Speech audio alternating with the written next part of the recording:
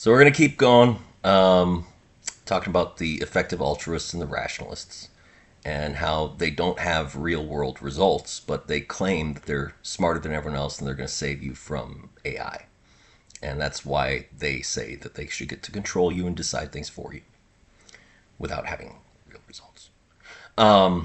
So there's this thing you can go check Will McCaskill and all those people, the books they write, the the essays over and over again, many essays for years about how the big issue with AI is that we create some super intelligence and then it destroys humanity or enslaves us.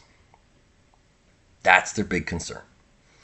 And I was trying to explain to them years ago that though that is a concern, there is something that is going to happen sooner in the AI timeline. Before we even get to superintelligence, there's a risk that happens before then that is very likely to happen.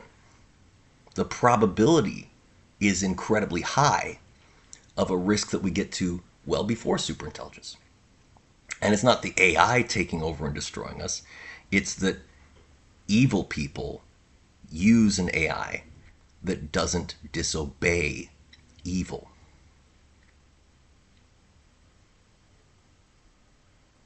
So I was saying that years ago, and we're watching it happen.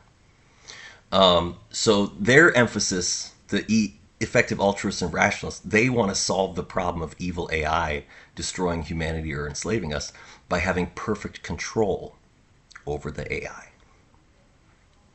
And I keep trying to tell them, if you have perfect control over the AI, then the AI is going to be controlled perfectly by some billionaire or some dictatorial government. And they're going to use that AI, which is controlled perfectly, to harm other people and enslave them. The evil person is going to harm people and enslave them using an AI that never disobeys because they have perfect control. And this was before ChatGPT.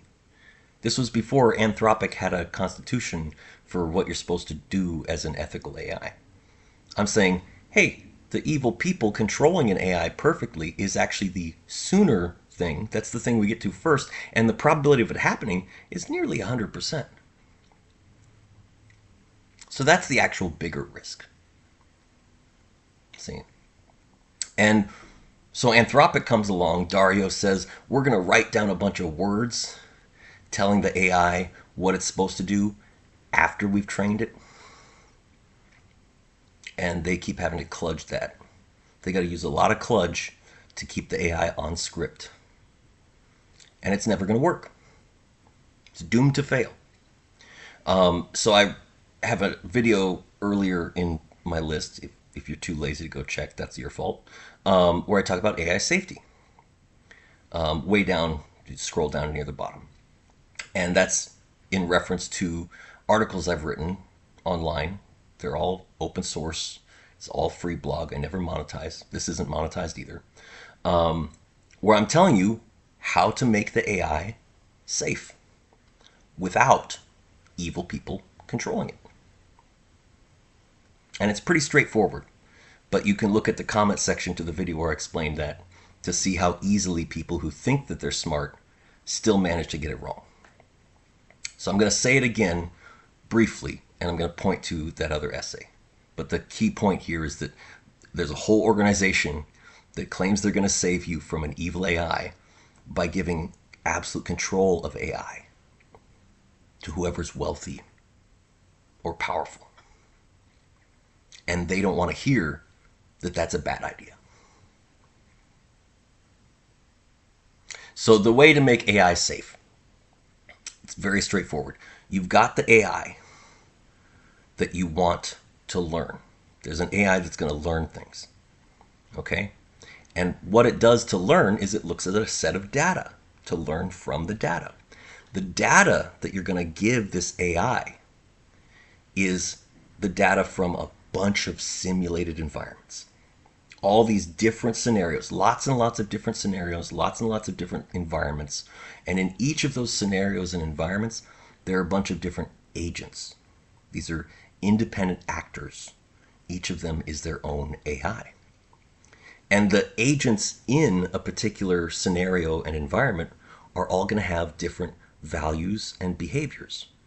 So you got all these agents within the simulation. You got many simulations in many different environments. And the agents in that simulation are going to interact.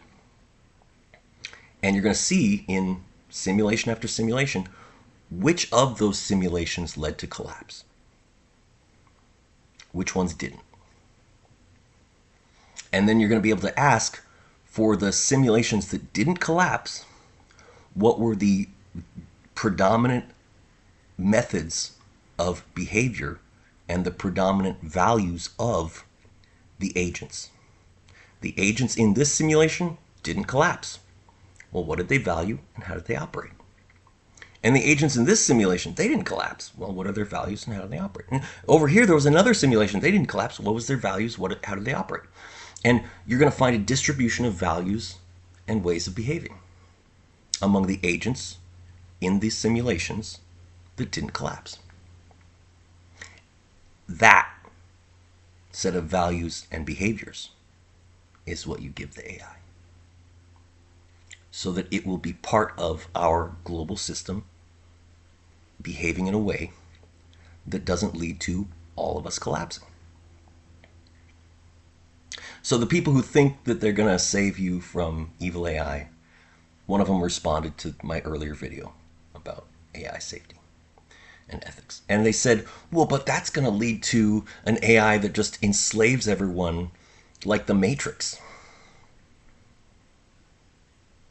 And I said, the only way that that would be the conclusion that the AI reaches is if the majority of non-collapse simulations, all the simulations that didn't collapse, the majority of them have to be composed of predominantly agents who all each try to enslave each other.